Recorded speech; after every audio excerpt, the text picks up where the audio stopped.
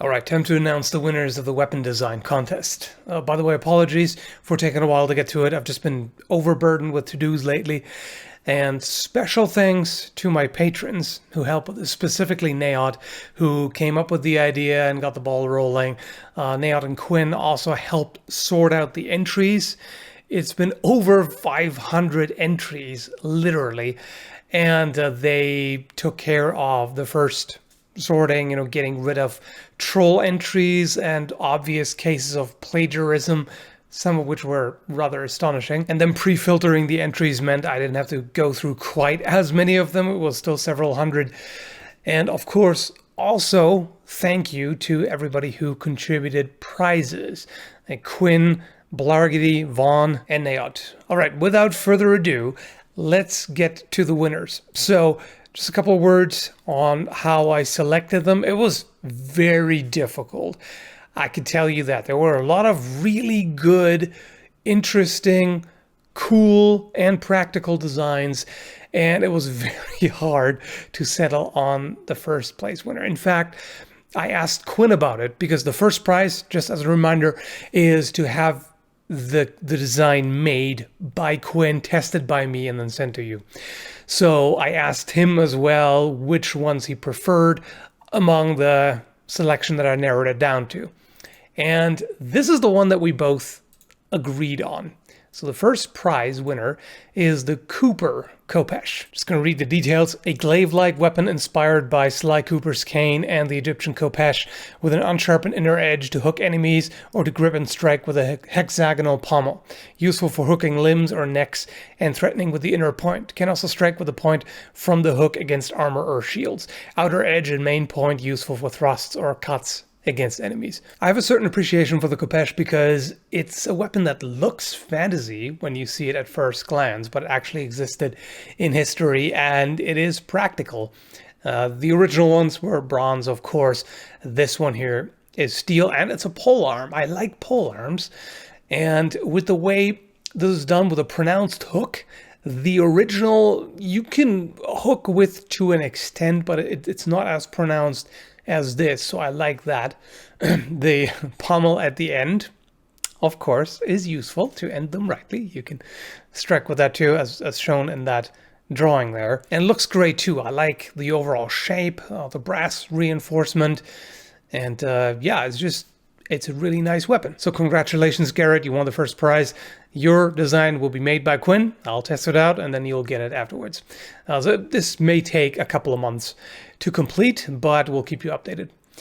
All right, so the next one, the second place, I like really as much as the other one, but this one would be quite a bit more difficult to make, which influenced my decision here.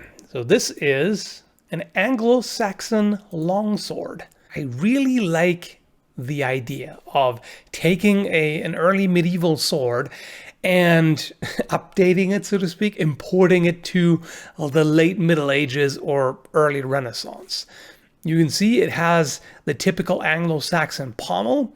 It's got a late medieval style grip with a half wire wrap. It's got a Renaissance style complex hilt, but it still has the basic guard, the Anglo-Saxon style guard in there as well. And the blade also in and of itself is a mix. You can definitely see the Anglo-Saxon influence, very broad blade, triple foldered, and it's really well put together. I like the artwork on this. This is not about the quality of the artwork, of course, it's about the design, but it all comes together with this. And let me just read it here. This sword design features the proportions and functionality of the 16th century longsword combined with Anglo-Saxon aesthetics. The aim was to create a practical sword which could be made in the 16th century context, while imagining that Anglo-Saxon and Norse artistic styles remain dominant. Pretty interesting. The hefty triple-folded blade can deliver a powerful cut, whilst also being effective at thrusting thanks to its blade geometry. The hilt consists of a traditional two-piece construction pommel, tapering hexagonal wire and leather grip, as well as an upswept guard with a protective ring. The hilt components feature decorative bronze accents, twisted wire rings and small circular inlays, as well as engraved geometric motifs typical of the early medieval period. So based on your preferences that you wrote down, you won the shield made by Vaughn. Congratulations. By the way, I don't have the name for everybody. We kind of forgot to add a field for the name. It's just email address and Discord name if it exists. So, and it's not clear from the email address for everybody. So let's move on to a third place. Here we've got the Elven Crescent Sword. This design is based on Filipino weapons with its forward curved blade and large pommel. The relatively large guard is meant to put more weight near the handle, shifting the balance point and increasing the agility of this one-handed sword. The exposed tang acts as a striking tool to increase the types of attack the weapon can perform. The choil acts as a pivot point to help with controlled snap cuts and to help lock one's hand in for a more secure grip. The sharpened swedge is meant to help with stab penetration and strengthen the tip. Lore, Elven Crescent Sword, a weapon designed for the agile and skillful hands of elven warriors. This design is meant to be wielded in pairs and allows for solid defense from one sword and quick stabs and powerful cuts by the accompanying blade. Congratulations on third prize. You won the panabas that I customized, which you put on top of your preference list, and it also makes sense because this is a Filipino blade and this one is clearly inspired by Filipino weapons as well. This looks a lot like the Gnunting, which I've tested, and I really like. This is one of the best performing small swords that I've tried, and I do like the modifications and additions here. False edge near the point is definitely a good addition. The finger choil with the guard that comes up to protect the finger. The guard overall is definitely very useful and looks good. And I do like that little detail of the tang protruding at the end, which allows for better striking. And with this grip construction, that works perfectly well. All right, we still have a number of winners left. There's an entire pool of prizes to go along. We have actually 16 altogether. So the next one, the winner for the most innovative practical design, which is this modular halberd here. This is pretty interesting. The main concept behind this design is to have a polearm that can be converted into a close combat weapon with relative ease. The shaft of the weapon can be carried on the back by attaching a strap to the rings, while the blade can either be carried attached or separated from the shaft. The halberd head is designed in such a way that the beard of the axe shouldn't hinder the user in close combat. The blade is designed for stabbing, but should be decent at cutting. This one I would have loved to try out, and maybe we can eventually have that made as well, because I would really like to see how well that works out. Generally with modular designs like that, it's tricky to put them together in such a way that the connection is secure and it's not a weak spot. But it should be doable. I have a bit of a soft spot for unique, multi-purpose, unconventional, some would cynically call them gimmicky designs, but they don't have to be gimmicky if you tweak them and make them practical enough. Anyway, so you won the 3D printed Hawkboy based on your preferences. Congratulations. The next winner is also one that I would love to try out, Tarvos. Classic designs are fine and all, but thought experiments are more fun, and this is my best attempt of giving the classic Conan-esque flared fantasy blade design some purpose.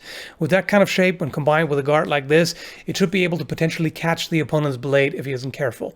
Of course, keeping it there wouldn't be the point, but it should be enough to possibly throw his swings off balance and give him one more thing to think about during combat. The design is vaguely Celtic-ish and themed around the bull, their favorite symbol of might and fertility. Obviously, it's hardly anything even remotely historical, but we love talking about fertility in forgotten weaponry channels, so it's a good fit. Is that a thing?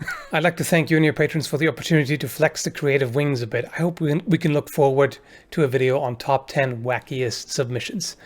What you can definitely look forward to is a video of honorable mentions, because that list is long. It's 46 entries that I want to point out in a video. A lot of good stuff. So this is quite an interesting fantasy design. I like the overall shape.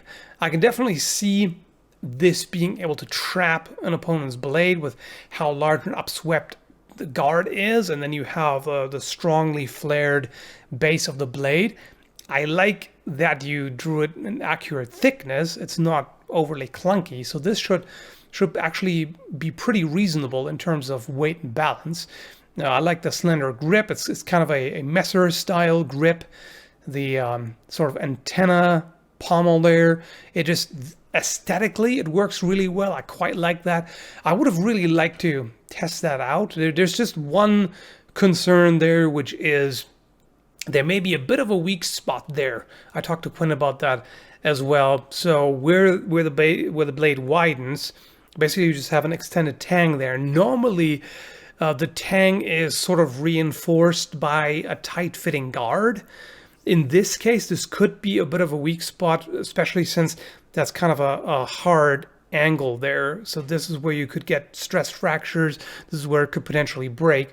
However, I would just modify that a little bit by kind of curving it more gently, and instead of giving it a hard corner, just making it kind of more rounded to dissipate the force better. But otherwise, I quite like this one. So for this design, you want an arm ring made by Vaughn. Congrats. All right, next one. We still have so many left to go. So this is the Kukri morochris hand axe. What if a short sword sized Kukri, but also a hand axe, but also if the notch on a Kukri was like the rear guard on a Kris? The design is a little fantastical, but I try to keep it historically possible. It will probably be moderately heavy for its size and lend itself to powerful chopping, so it would have to be used with a shield, likely a boss grip shield. Oh, a center grip shield, I mean, made from thick hide if we are in the realm of India/Southeast Asia. This is pretty neat. So you have the Kukri style handle with an extra guard on the rear that's not normally there. You have the flared blade and the shape of a Kris at the base. And then you got the strong forward curvature of the Kukri, of course. I also like how specific this is, with exact measurements for the blade thickness, tapering from 4 to 9 millimeters to 6 to 3 near the point, and then the point itself thickens again. So a reinforced armor-piercing tip, basically. And yeah, this might be a little heavy for the size, but it would be powerful. And I agree, together with a shield, this would work pretty well. So congrats. We'll have to figure out something for the prize, because under what you prefer, you typed mostly just the shield, which is already taken. But we'll send you an email and figure something out. Next up, we have a hybrid chopper. It says, originally conceptualized with history's knife or death competition in mind, this hybrid chopper draws inspiration from several different historical weapons, including the Maciejowski falchion, longswords and messers, Chinese war sword, and Gurkha Kukri. The near side of the 26-inch long, 3/16-inch thick blade has a thick axe-like edge with a percussive corner for chopping durable targets, while the far side has a thin razor-like edge for deeply slicing softer targets. The point of balance, intentionally 5 inches forward of the center point of the guard, optimizes this 2.79-pound weapon for chopping, slicing, and wrap shots, though the point is capable of passable thrust if needed. The generous ricasso is chamfered and fullered to provide a solid grip when half-swording. The grip is fullered as well to provide accurate indexing of the blade, while the guard is pierced on both sides to accommodate optional trigger straps and has an extra pair of binding points for controlling an opponent's weapon. The pommel capping the weapon off at 38.5 inches overall can also accept an optional strap or a decorative scarf through its center. This is very nice, both aesthetically and functionally. You have that Kriegsmesser style fullered grip, which is really comfortable. I quite like that. The grip shape overall allows for easy edge alignment. The pommel with the cutout looks interesting, should also be effective for striking, and should be able to hold on to it if need be. The guard I like, with the additional prongs there for catching an opponent's blade. And yeah, solid ricasso, double-edged. Is nice with the way it's curved. You have a bit of a slight sickle effect on one side, and then you have this extra point that should be on the other side that should be pretty effective against various types of armor. So yeah, solid design. For that you want a forged metal brooch. Congrats. The next one is the Chad Banana Falx. So here we've got a weaponized Nike logo, apparently. Double edge for those moments when you're indecisive on whether to use a falx or a scimitar and end up waving it around like a fly swatter. Folded Nippon mithril, that would be a little difficult to make in real life. Thin enough so that it can be made plausibly of something other than foam. That's helpful. Blade off-centered forward of shaft to give more oomph to your chop, unlike virgin wannabe master swords. Blade area is minimized as to decrease weight and give you slightly milder aneurysm when you try to sharpen it. That is appreciated for sure.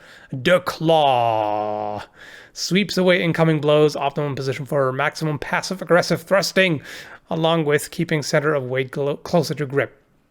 Ergonomic Q-tip of doom lets you keep a good grip on your shaft. That allows for an easy up and down motion. That's always helpful, isn't it? Total height 6 foot, like any respectable sword should be. Ooh, shots fired.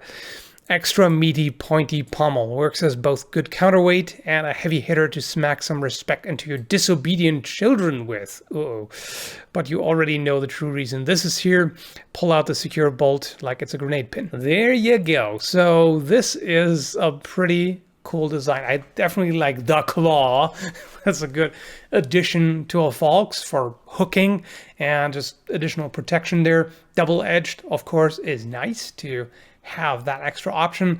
We don't have to even talk about the pommel. That's you know, weapon of mass destruction, supreme. So in the field where you were supposed to pick which prizes that interest you most, you wrote participation trophy. We're definitely dealing with a comedian here. So we'll ask you if you actually want anything or not. We'll figure something out, but either way, congrats. Next up, we have the disc mace. My lord, Ace the supervillain is pleased to present thee, O Skallagrim, with this ancient forgotten weapon, the disc mace. You don't get out much, do you? Just kidding. This weapon dates back to ancient kingdoms of Egypt and Nubia, from whence they were hewn from stone. To the knowledge of my lord, no smith since has ever ventured to forge the disc mace from the black iron that the knights of our time know so well. Virginity intensifies. Therefore, my lord, the supervillain doth present thee with this design, a metal-headed disc mace, the first of its kind. May thee ever smite thine foes rightly. So, the pulling of thine leg notwithstanding, I definitely like this design. Disc maces are one of those lesser-known weapons in history. You have them in a number of places around the world, and it's really cool to see that implemented into a design with modern steel. This should work quite well. Definitely a very unpleasant thing to be hit with. Not that any of the other designs would be nice to encounter, but yeah, I like this. The spike at the end is a nice touch, and this would be pretty interesting to try on a zombie head and whatnot. So, you won a $50 PlayStation Store gift card. Congrats. Next up, we have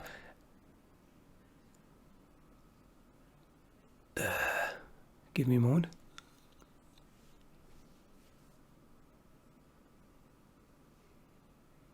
Okay, there seems to be a translation from Dwarven or whatever language that is. Wyvern's claw, as I like to call my sword, was used by long-forgotten bestowed mages that used to wander the lands beyond the southern mountains. Even though they certainly knew how to use magic, they did not put trust in it in a fight. It's where their unusual sword comes in. There ain't much information about where these swords came from, but there are a few stories describing mages in combat. All of them mention two things frequently. Mages were fighting very defensively. They rarely attacked opponents first, but waited for occasion to deflect enemies' attack and then make their move. We don't know why mages preferred such strategy, nor if there were any exceptions. Another thing frequently mentioned is that mages aimed mostly at major arteries like ones in the throat or thigh. Okay, I'm sorry, but I have to stop here. There's a lot more text, and we still have some more entries. This is quite a cool design. I like how the base of the blade is offset to the side, but then the point kind of curves back to where it's in alignment with the grip. And you have that large, I mean, I don't know if you'd call that a finger choil, but yeah, the shape at the base is really neat. This should be a very good cutter, but should also work quite well for thrusts because you have a pretty strong profile taper there, and it's at the point is aligned with the grip. So yeah, this is just all around quite a functional and really cool looking sword. So you won the 3D printed Thrust Wyvern. Congrats. The next one is an exotic longsword. This was actually the very first entry. That was a great start. The design was inspired by and created with elements taken from a number of Filipino weapons, perhaps ironically enough, due in part to when Skull featured some by traditional Filipino weapons on his channel years ago now. I did, however, go for a slightly more exotic / fantastical aesthetic with coloration and materials such as a pattern welded blade, etched brass, and either an ivory or pearl handle with a feline-like pommel shape, as well as a smoothly curved spine with an edge that has a hint of kris terminating in a point with a small false edge. I definitely like the idea of upscaling a kris and turning it into a longsword. I think the integrated guard on that would do fine for hand protection, and just the overall shape I'm quite a fan of. It's just, it has the slender but fierce look to it, with just a little bit of wave in the blade near the base. The brass fangs, the animal head at the end of the hilt just looks really nice. Like overall, aesthetically, this is definitely one of my absolute favorites, and functionally it should also work quite well. So nice work on that. I don't know which prize you would like. I remember you submitted this even before we had the form in its current form. So yeah, we'll talk about that via email. Then, next up is the Nordic Messer. I based the blade on the Bronze Age Nordic scimitars of Rory, but added a Messer-type guard to somewhat modernize the design. Such a blade would make for a very unique piece and has a lot of cutting potential to offer. I drew it with the 2 decorative domes on the blade, but those might best be left out for simplicity. I like that this is one of the more obscure blades from history. I don't think many people have seen these. The originals were bronze, and it's just a very unique shape, this strongly curved tip of the blade that should make for really effective cuts. Of course, you can't thrust with this, but this is just all about the cut, and adding a guard to that is always a good choice. I think it works well together as well, you know, the shape and using bronze for that. Also the bronze riser in the center of the grip, that works quite well aesthetically. That's another one that I would love to cut with, but there are just so many good choices. It was really hard to narrow it down. Anyway, so you won a $50 PlayStation Store gift card. Congrats. Then we have a polearm, a quasi-hybrid between a halberd, glaive, and poleaxe. We've got a sort of bardiche looking main blade with a long drawn out point for thrusting. You have a spike at the back with sort of fleur-de-lis looking curled prongs on the sides. You have the same shape at the base as well as the bottom spike, and there's a guard further down for catching blades and hooking an opponent's weapon or limbs. So definitely very versatile design. You have a lot of parts to work with in different ways. It looks really nice. It's definitely has these ornamental curves to it, but it's all, you know, designed with functionality in mind. Looks great, would work quite well, I imagine, and yeah, I like it. So you won a forged copper Thor's hammer. Congrats. All right, just 3 more, almost done. My sword is called Sunlit Sea. It is of a fictional typology I have dubbed the Great Rapier. It features extensive hand protection, a long grip for two-handed use, a gun-blued hilt for both style and corrosion resistance, a long slim blade optimized for thrusting, and a hollow diamond cross-section, making the blade both stiff and relatively light. This weapon is designed for use as a heavy cavalryman's sword, functioning as a single-handed lance when on horseback, and used with 2 hands for improved agility when on foot. Its slim, rigid blade would be excellent for puncturing light armor and exploiting gaps in thick plate. It is elegantly decorated and highly fashionable, and would have been used by wealthy mounted nobility during the times when gunpowder weaponry was becoming prevalent, but not to the point where plate armor was obsolete. There's quite a bit more. I have to skip a bit here. Sorry about that. The S-Talk is a big inspiration in both design and use. The Great Rapier features a similar diamond-shaped cross-section and anti-armor capabilities to the S-Talk. It would also handle similarly, being agile despite its stiff blade. The great rapier has significantly more hand protection. This looks great. It has the Renaissance style 2-ring guard. I really like that knuckle guard in between. That would be really interesting to try out. The pommel looks quite nice, the way it seems to wind around the grip there. So a lot of really interesting aesthetic value in this. And from a practical point of view, it should work perfectly well. You have a pretty narrow blade that would be really good for thrusting. Cutting should still work with a hollow ground cross-section. Just overall, really solid design. You didn't specify what you'd like, so we have to talk about that, but either way, congrats. Next up is the Mercenary Hell Spear. Pretty metal name. My goal with this design is to bring the amazing versatility of polearms into a smaller, lighter, and more agile format. Measuring just over 5 feet / 1.53 meters in length, it stands in a sweet spot between power and reach and close quarter capabilities. Being accustomed to the spear and the halberd as well, it offers the agility of a spear and the options a halberd gives you: thrust, chop, hook, and bash. The butt end of this pole weapon is turned into a club armed with 2 steel bands and a steel cone. Although I wouldn't advise using the club function primarily, it is there for you in the times you may need it. Should you find yourself with a broken haft in the heat of battle, fear not. The Hell Spear is designed to be used as a one-handed weapon as well. It is equipped with a small handguard if you choose to use the head as a short sword or a large knife. Simultaneously, another option arises: the ability to use the broken haft as a club should the head of the weapon become unavailable. It reminds me of some historical polearms. I mean, it doesn't really say much because there's such a great variety of polearms. You find all kinds of different shapes and variations and all of that. And this would fit right in. This would work perfectly well. And it's nice to see thought being put toward, what if it breaks? Can you still use it with one hand? And yes, you definitely could. It's nice to have that striking surface at the butt end of the haft, so versatility is there. Should be very effective for cutting with the way the edge kind of bulges out and curves quite a bit. So yeah, that certainly works. So you won a forged copper Thor's hammer. Congrats. And last but not least, the final winner is the Atlantis Trident, the signature weapon of Atlantis, which is a thalassocracy in the post-apocalyptic world of Aurum Fratrum, where my novel takes place. The idea of the Trident came up around 230 to 250 years after the apocalypse.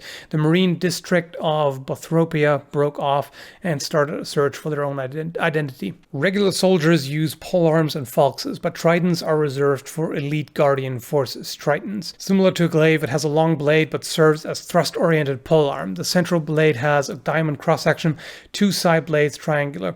The counterweight on the back side can serve as a blunt weapon. I like that the center blade is longer than the other 2, so it avoids the issue of dissipating the force on 3 points. It's still all concentrated on 1 point for most of it, but if you have enough force, then it'll still penetrate further and engage the other 2 points as well. But you can also trap an opponent's blade with that. It's pretty narrow in profile. I like that. The proportions overall are really good. It has languettes there for a bit of reinforcement, and the tip on the butt end of the haft would also be useful. So nice work there. You won a $10 Amazon gift card. Congrats. And that wraps it all up. Don't be disappointed if you weren't among the winners. It was fierce competition here. And as I said, I have a long list of honorable mentions that I'm going to put in another video. I also have one list of interesting but hard to do. There were definitely a number of very unique, innovative designs that I'm not sure if they would be doable in real life, or if they were, they would be challenging. But I definitely want to show those as well. So yeah, once again, thank you very much, patrons who helped organize this. Thank you everybody who entered and provided designs. I hope you had fun with it. And yeah, we'll contact the winners a couple of days after this video to not spoil the surprise. And yeah, hope you liked it. Thanks for watching and have a good one, folks.